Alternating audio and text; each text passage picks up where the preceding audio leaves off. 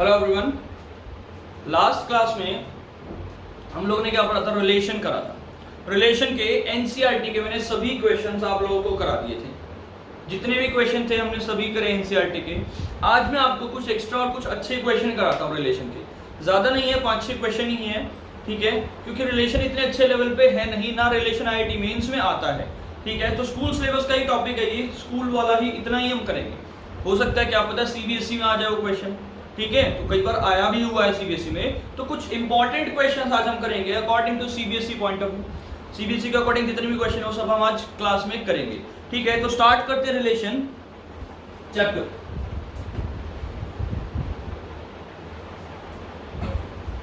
और relation chapter start मतलब जो क्वेश्चन करने से पहले मैं थोड़ा सा बैकअप करा देता हूं। जो इंपॉर्टेंट चीज वही बताऊंगा। क्या? Reflexive relation. रिफ्लेक्सिव रिलेशन क्या था?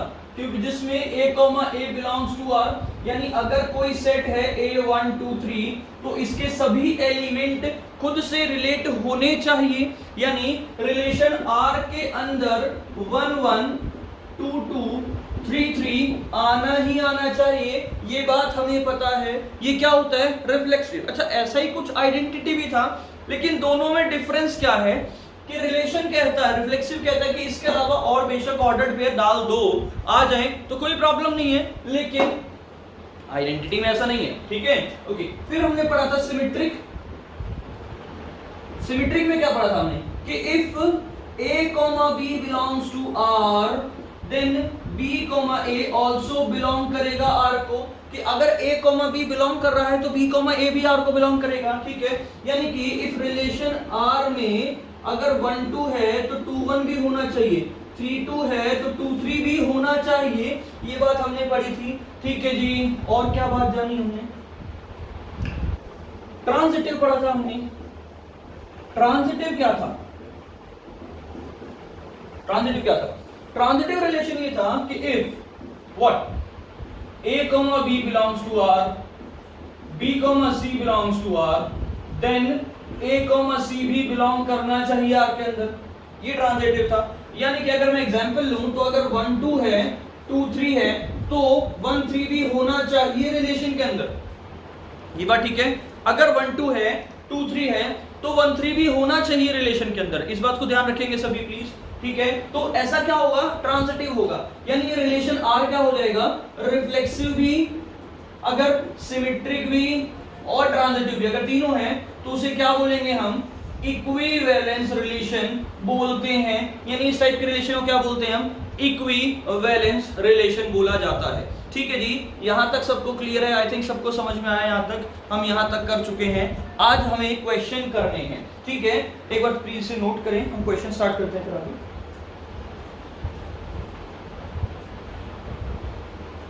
शुरू में आपको 2 इंपॉर्टेंट क्वेश्चन कराता हूं पहले।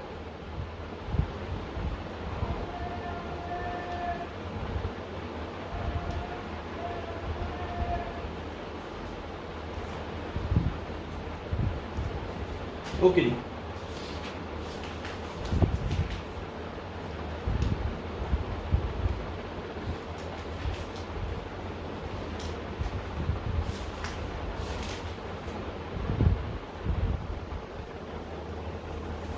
ना फर्स्ट क्वेश्चन आज का काफी इंपॉर्टेंट और अच्छा है। और जितने भी हैं 5-6 क्वेश्चन करूंगा, ज्यादा नहीं, सारे के सारे इंपॉर्टेंट हैं, ठीक है। प्लीज नोट देख ध्यान से रखना।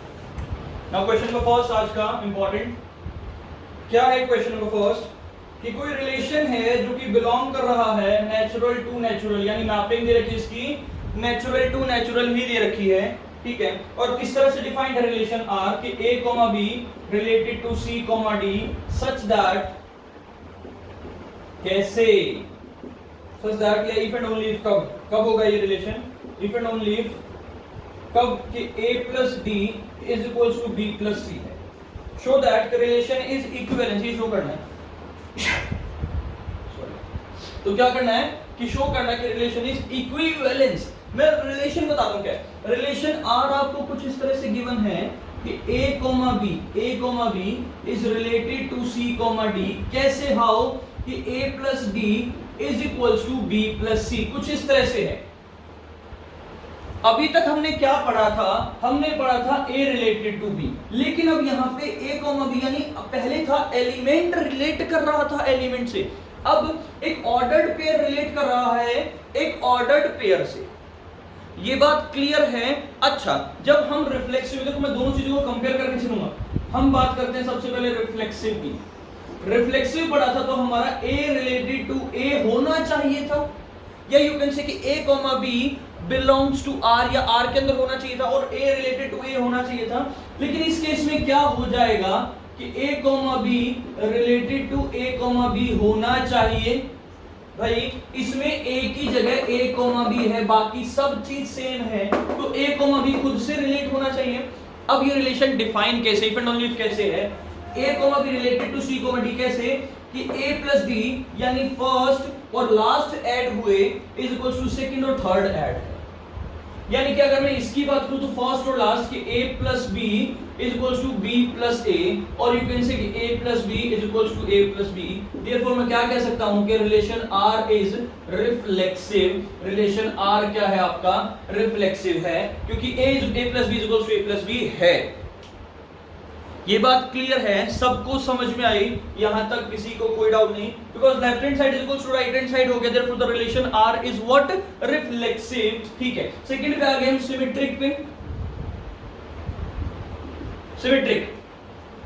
सिमेट्रिक क्या पढ़ा था हमने, सिमेट्रिक पढ़ा था कि if A related to B तो B रिलेटेड टू A होना चाहिए। लेकिन यहाँ पे क्या है कि A comma B related to C comma D है, तो C comma D related to A comma B होना चाहिए। यानी इसकी मैं अगर बात करूं तो फर्स्ट और लास्ट को ऐड करें, यानी A plus D is equals to B plus C है। इसकी बात करें तो C plus B is equals to D plus A है, यानी आगे पीछे लिखो तो B plus C is equals to A plus D, और यू कैन से व्हाट कि A plus D is equals to B plus C। तो देखो ना भाई, दोनों इक्वल हैं, both are equal, therefore the relation R is symmetric as well। relation R is symmetric as well। तो relation R क्या है हमारा, रिफ्लेक्सिव भी है, relation R क्या हमारा, सिमेट्रिक भी है। बात करते हैं ट्रांजिटिविटी की, क्या रिलेशन R ट्रांजिटिव है। तो रिलेशन R ट्रांजिटिव के लिए क्या, देखो क्या कंडीशन थी कि A रिलेटेड टू B है, B रिलेटेड टू C है, तो A रिलेटेड टू C होना चाहिए। यही तो हमने पढ़ा था, ठीक है। यानी कि अब देखो ध्यान से, प्लीज सभी, A related to B okay. अब यहां पे क्या हो जाएगा कि A comma B related to C comma D होना चाहिए, C comma D related to E comma F होना चाहिए। अगर है ये दोनों चीज है तो A comma B related to E comma F होना चाहिए।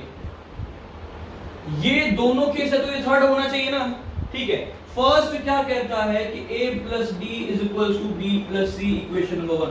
A plus D B plus C, equation number 1 हो गया। सेकंड क्या कहता है कि C plus F is equals to D plus E, ये हमारा सेकंड केस हो गया। अब इसके अकॉर्डिंग क्या होना चाहिए कि A plus F is equals to B plus E अगर होगा तो ट्रू होगा ना। तो एक काम करें, ऐड 1 and 2 को ऐड कर दे तो क्या हो जाएगा कि A plus D plus C plus F is equals to B plus C plus D plus E। अब देखो C से C गया, D से D गया, बचा कितना कि A plus F is equals to B plus E। और इसको मैं कैसे लिख सकता हूं कि A comma B is related to E comma F, लिख सकते हैं ना, क्योंकि A comma B is related to E comma F बोल सकता हूं, क्योंकि देखो ना फर्स्ट और लास्ट का ऐड है और सेकंड और थर्ड का ऐड है। ये बात क्लियर है। तो इस अकॉर्डिंग क्या कह सकता हूं कि relation R is transitive as well. Relation R क्या है, ट्रांजिटिव भी है। तो देखो जरा, रिलेशन R हमारा रिफ्लेक्सिव था, सिमेट्रिक है, ट्रांजिटिव है। तो रिलेशन R क्या होगा, इक्विवेलेंस रिलेशन होगा। तो रिलेशन R क्या होगा हमारा, इक्विवेलेंस रिलेशन ही होगा। क्लियर है, प्लीज नोट करें।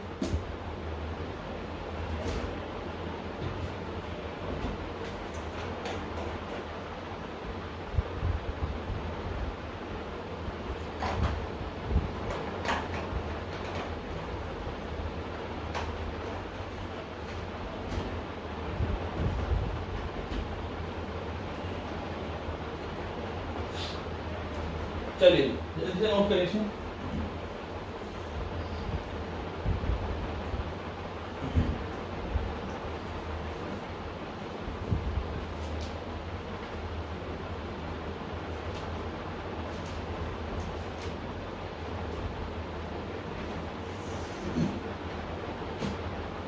नाउ नेक्स्ट क्वेश्चन, वो भी अच्छा इंपॉर्टेंट है, इसी टाइप का है।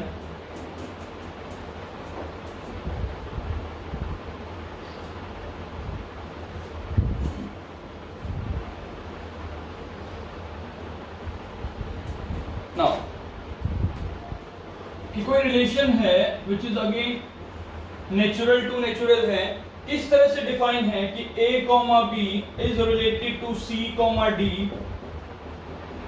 इफ एंड ओनली इफ, कैसे कि AD into B plus C is equal to BC into A plus B. ये रिलेशन कुछ इस तरह से डिफाइन है कि AD into B plus C is equal to BC into A plus D. अब सुने जरा ध्यान से, फर्स्ट केस हमें चेक करना है रिफ्लेक्सिव के लिए।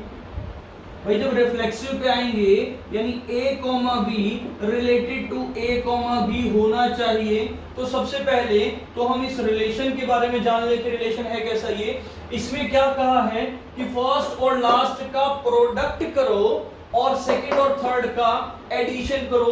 इसने कहा है सेकंड बीच में, उसके बाद क्या कहा है, सेकंड और थर्ड का प्रोडक्ट करो, फर्स्ट और लास्ट को ऐड करो।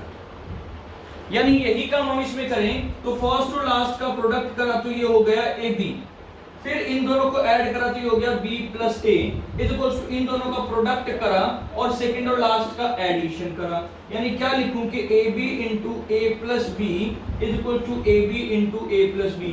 तो लेफ्ट हैंड साइड और राइट हैंड साइड दोनों क्या है, equal. Therefore the relation R is what, reflexive. बोल सकते हैं क्या, रिलेशन आर क्या हो गया आपका, रिफ्लेक्सिव हो गया। हम बात करते हैं सिमेट्रिक की। सिमेट्रिक की तो सिमेट्रिक के अकॉर्डिंग क्या कि a comma B related to c comma D है, तो क्या होना चाहिए कि c comma D related to a comma B भी होना चाहिए। तो सिंपल सी बात है यार, ये कहता है क्या कि AD into B plus C is equal to BC into A plus D. ये बात इसने कही है कि फर्स्ट और लास्ट का प्रोडक्ट और सेकंड और थर्ड का ऐड, सेकंड और थर्ड का प्रोडक्ट और is equal to what, first और लास्ट का प्रोडक्ट। इसमें देखूं तो क्या हो जाएगा कि CB into D plus A is equal to AD into B plus C. चलिए जरा इसको कर दो सिंप्लीफाई, इसको यहां ले आता हूं। तो AD इंटू बी प्लस सी तो मेरा सही है, इज इक्वल टू इसे लिख दूं BC into A plus D. लो जी, दोनों चीज क्या है, equal. Therefore the relation R is symmetric as well. Relation R क्या है हमारा, सिमेट्रिक भी है। ठीक है जी। थर्ड केस पे आते हैं, ट्रांजिटिव। ये थोड़ा इंपॉर्टेंट है, थोड़ा सा मुश्किल है। क्या ट्रांजिटिव, तो ट्रांजिटिव रिलेशन क्या कहता है, ट्रांजिटिव कहता है कि a comma B related to c comma D है, c comma D related to e comma f। मैंने अपनी तरफ से ले लिया ना e कॉमा f, ठीक है, e कॉमा f। तो होना क्या चाहिए कि a comma B related to e comma f होना चाहिए। अच्छा, ये क्या कहता है, ये कहता है कि AD into B plus C is equal to BC into A plus D. ये कहता है व्हाट कि CF into D plus E plus is equal to what, is equal to DE into C plus F. इसके according क्या आना चाहिए, इसके according क्या आना चाहिए आपका कि AF into B plus E is equal to BE into A plus F. ये आना चाहिए। इसके अकॉर्डिंग अगर इन दोनों की हेल्प से ये आ गया तो क्वेश्चन सही, क्वेश्चन ट्रांजिटिव, रिलेशन इक्विवेलेंस। अब क्या करें, अब क्या मैं इन दोनों को ऐड करूं, नहीं कर सकता, कुछ नहीं होगा। एक काम करते हैं, BC को यहां ले आता हूं, AD को वहां ले जाते हैं, तो ये क्या हो जाएगा कि B plus C by BC is equal to A plus D by AD। इसमें भी यही काम कर देते हो, D plus E by D plus E by DE is equals to C plus F by CF। ठीक है, मैं इस वाले पार्ट को रब कर रहा हूं क्योंकि रिफ्लेक्सिव हमारा हो चुका है। यानी कि क्या हुआ, देखो जरा ध्यान से, एक बार इसके नीचे एक बार इसके नीचे रखूंगा तो क्या हो जाएगा B by BC plus C by BC। ठीक है, is equals to A by A D plus में डी बाय ए डी। एक पार्ट हो गया यहाँ वाला, उधर वाला भी यही होगा, यानी इसको क्या लिख दूं कि 1 by C plus 1 by B is equals to 1 by D plus 1 by A बोल सकते हैं ना ऐसा, ठीक है। उसमें क्या हो जाएगा, तो डीई डी सी एफ ऐसे, यानी ये भी किसके इक्वल होगा 1 by D plus 1 by E is equals to 1 by C plus 1 by F, ऐसा हो जाएगा ना ये, क्योंकि एक बार इसके नीचे एक बार इसके नीचे रख देंगे ना हम, ठीक है।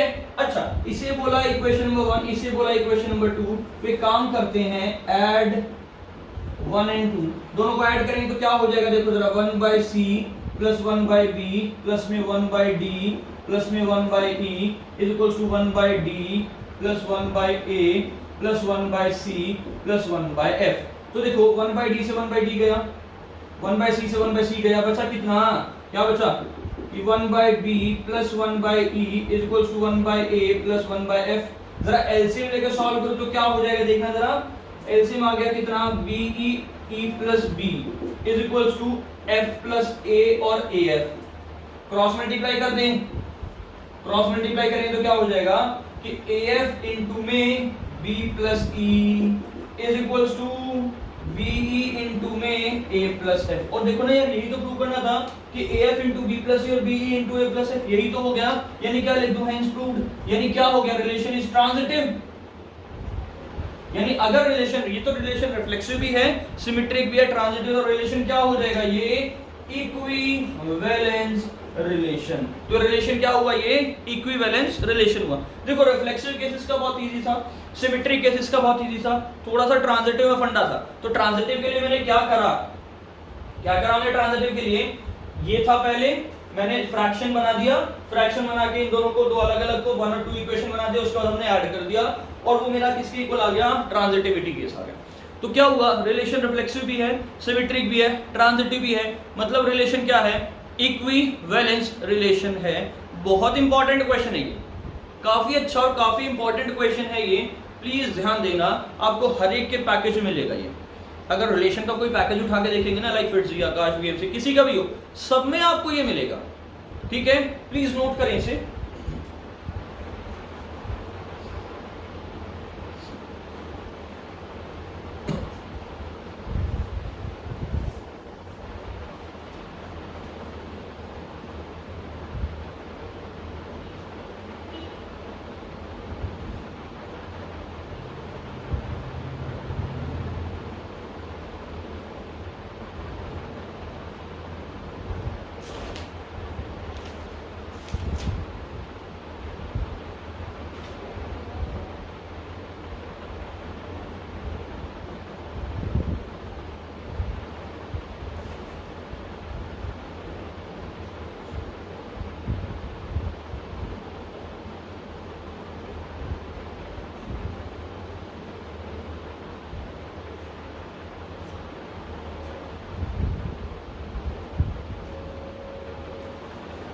ओके, एक और क्वेश्चन करते हैं। उससे पहले आपको बताता हूं इक्विवेलेंस क्लास क्या होती है।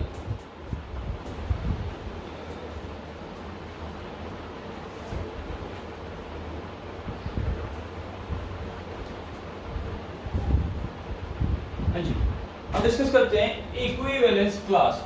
देखो हमने अभी तक पढ़ा इक्विवेलेंस रिलेशन पढ़ा, अब पढ़ते हैं इक्विवेलेंस क्लास कि आपकी इक्विवेलेंस क्लास क्या होती है, ठीक है। इक्विवेलेंस क्लास के बारे में पढ़ेंगे हम। नाउ देखो इक्विवेलेंस क्लास बेसिकली होगी क्या, कि आपने कोई एक एलिमेंट लिया, आपको कोई एक सेट गिवन होगा A, जो कि क्या होगा, नॉन एम्प्टी सेट होगा। मैंने कोई एक एलिमेंट ले लिया A, कहां से, कैपिटल A से। तो इक्विवेलेंस क्लास को मैं कैसे डिनोट करूंगा, कैसे डिफाइन करूंगा, देखिए मैंने क्या कहा, let's suppose there is set A which is 1 2 3 up to like 19 तक है। तो हम कोई एक स्मॉल a लेंगे जो कि बिलोंग करेगा किससे, कैपिटल A से, यानी उस सेट से, यानी इस सेट में से कोई एक एलिमेंट A निकाल लिया हम लोगों ने। एनसीईआरटी का टॉपिक ध्यान देना, कोई एक एलिमेंट A निकाल लिया हमने, ठीक है। तो इक्विवेलेंस क्लास क्या कहता है कि relation R is equals to X such that X भी कोई नंबर है कि X रिलेटेड टू A, यानी जो भी रिलेशन डिफाइन करा गया है ना, आप लोगों को रिलेशन डिफाइन होता है A रिलेटेड टू B, तो अब क्या हुआ कि X रिलेटेड टू A हो गया। Let's suppose A related to B is equals to A plus B given है, ठीक है, तो ये क्या हो जाएगा X प्लस A हो जाएगा। ये क्या आएगा मेरा इक्विवेलेंस क्लास आ जाएगी, वो सारे एलिमेंट फाइंड आउट कर देंगे, ठीक है जी, वो सभी के सभी एलिमेंट हम क्या करेंगे फाइंड आउट कर देंगे। यानी क्या हो जाएगा कि relation R is equals to what X such that X is what X related to A and X belongs to capital A, और जो मेरा X है ना भाई ये भी मैं कैपिटल A में से ही लूंगा। A can be 1 2 3 4 up to 19 तक कुछ भी हो सकता है। इसे बोलेंगे हम क्या इक्विवेलेंस क्लास बोलते हैं। क्या बोलते हैं इसे इक्विवेलेंस क्लास बोलते हैं। अब मैं आपको इसी के बिहाफ पे क्वेश्चन कराता हूं, ध्यान देना जरा। इक्विवेलेंस क्लास के लिए स्कूल एग्जाम में 1 मार्क का क्वेश्चन आ जाता है।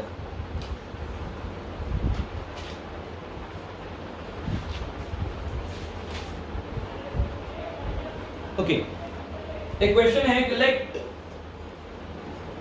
Capital A is equals to 1 2 3 up to 19 where the relation is defined like A cross A defined है, relation R is defined A cross A, ठीक है। और ये अच्छा ये क्वेश्चन हम कर चुके हैं कि A, B related to C, D such that कैसे है, you can see if and only if कि A plus D is equals to B plus C, ठीक है।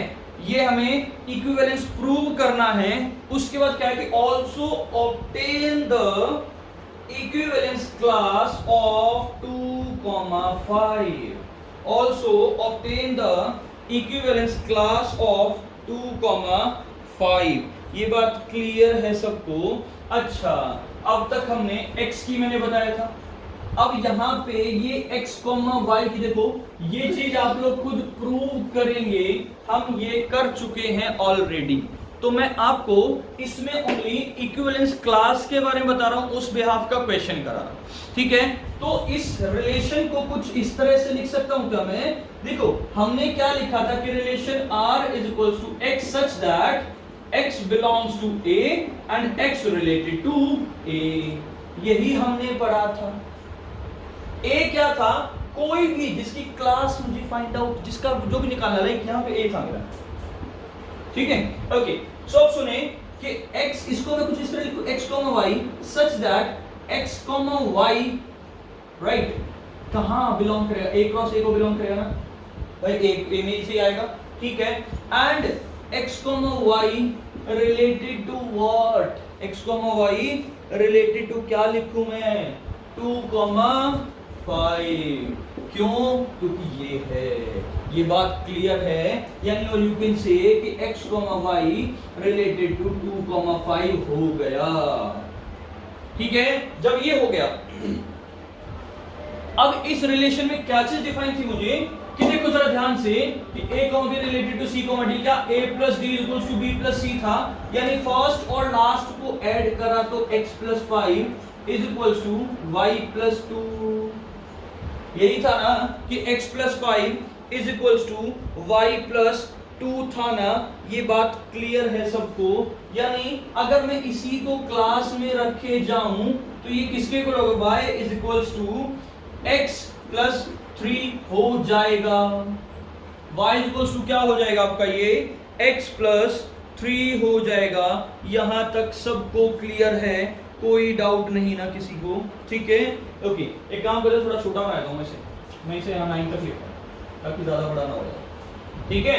ठीक है, तो y इज इक्वल्स टू, देखो क्या बन रही है इक्विवेलेंस क्लास मेरी? r is equals to x, y such that y is equals to x plus 3। अब क्या बनेगी इक्विवेलेंस क्लास? देखो जरा ध्यान से, जब x, अब x y मुझे यहीं से तो लेना है, इसी से लेना है। एक्स वाई मेरा क्या होना चाहिए? It must be the subset of A cross A होना चाहिए। पहले x इज द सबसेट, ठीक है। सो x, y is the subset of A cross A, यानी कि जब मैंने x लिया 1 तो 1,4, x लिए 2 तो 2,5, 3 तो 3,6, 4 तो 4,7, 5 तो 5,8, 6 तो 6,9। क्या 7 ले लूं मैं यहाँ पे?